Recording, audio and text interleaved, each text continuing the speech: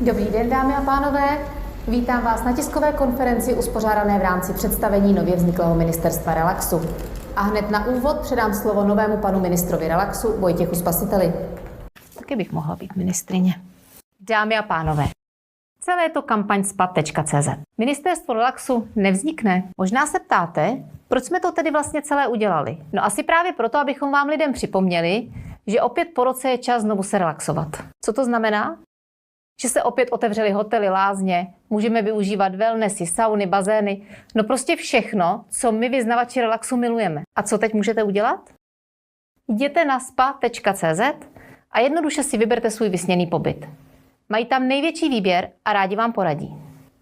A doporučila bych vám ještě jednu věc. Jeďte na dovolenou v Čechách. Podpořte české lázeňské odvětví, které počas covidu opravdu strádalo.